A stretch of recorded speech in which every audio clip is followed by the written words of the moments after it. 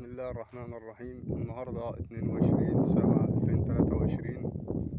النخل اللي قدام حضراتكم ده كله نخل صعيدي زراعات 25/2/2023. بسم الله ما شاء الله، نسبة النمو الخضري عالي جدا. الفسيلة اتخدمت صح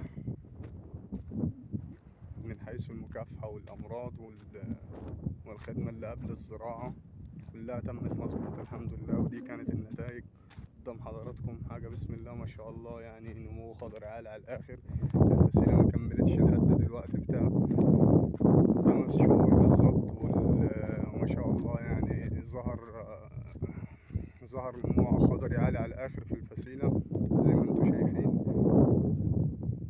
وتحت برضو بفضل الله نسبة الجذور حلوة على الآخر. ده كله بيرجع للاهتمام طبعا، اهتمام بكل التفاصيل، محدش يقصر في اي حاجة في شغله. كل مهندس او كل مسؤول عن قطاع يقوم بالواجب اللي عليه مظبوط، والحمد لله يعني دي كانت النتيجة.